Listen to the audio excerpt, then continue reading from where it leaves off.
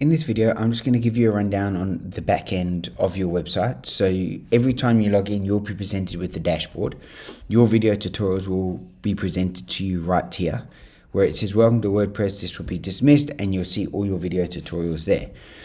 On the left hand side here is where all your main functions are. So you'll have updates, we'll go into that under plugins now. Then you'll have your posts. Your posts are your blogs. So if you want to write going on a lovely scenic outing, you would come and you would add a blog there. So you'd click add new, you would put your title in and then hit publish, and it will appear on the website.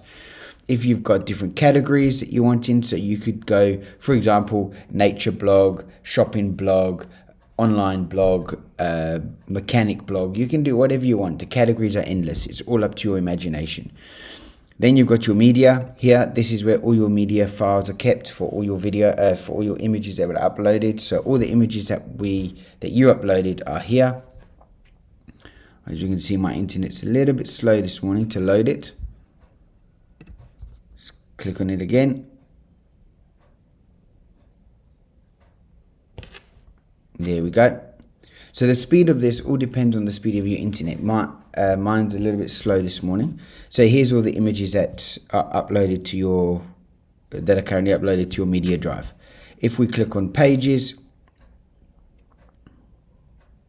these are all the pages that you have. So you've got your cart, you've got your checkout, contact us, your front page, your account, you see your refunds. These aren't actually there, but if you wanted to, you could just edit them and publish them, and then you've got a return policy.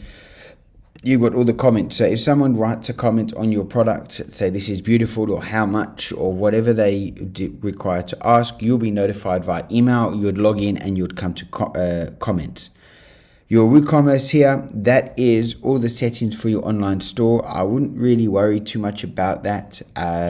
If you want to add a coupon, so for example, let's say it's coming up Black Friday, you can create a coupon 25% off for the guys, and then you can just follow the steps, add a coupon, and then you can set your download limit. You can set it to be limited per client, that they can only download it once, that anyone, first come first serve, can download and get the picture for 90% off, for example. All right, then you got your Elementor. This is what we built your website with. This is the main. So we've got WordPress, which is currently what we're using to show you everything, and then Elementor is the page builder that we use to build the site with. And these are basically your settings. You shouldn't really need to worry about that. Under here, you've got your saved templates.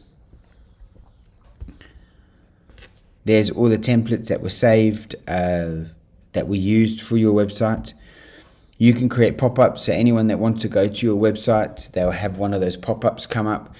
So you can create it. You just got to add a new pop-up, and then there's plenty of different tutorials online how to create different pop-ups that you can just YouTube yourself.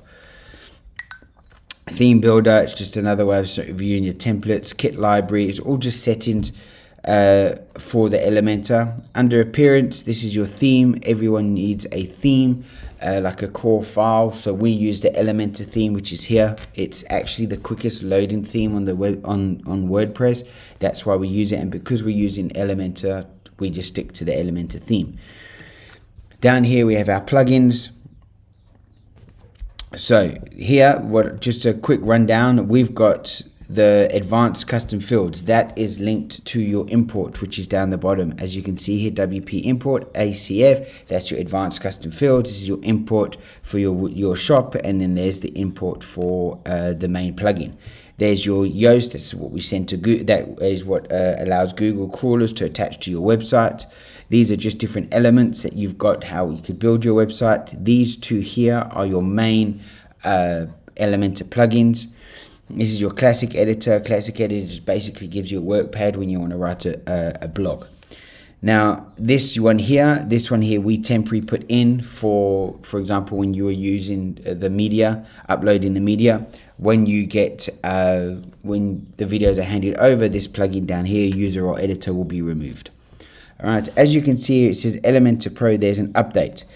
I don't manually update these, I just let the system update. You'll see here, scheduled for 7 hours, the system will just automatically update. However, as you can see, advanced custom fields, it says enable auto updates, and we've got the same down the bottom here. So basically those will have to be manual updates. It's very important to log in at least once a week and just make sure that everything's up to date. So you're just going to click on the toggle at the top here, which will select them all, and we'll go enable auto updates. And then what that will do is that will enable all updates automatically for your plugins. This way it just helps the security for everything. Let's make sure everything is updated. If a plugin is not updated, then what happens is that you will are vulnerable for hackers to get in, because there's a loophole that they can find within the plugin. These three items here, the import, when you see an update, you just pop me an email. I will log in and I will manually update those. Those unfortunately are all using my license. I can't give those license out, but we will gladly log in and update the plugins when need. All right, you've got your users down here.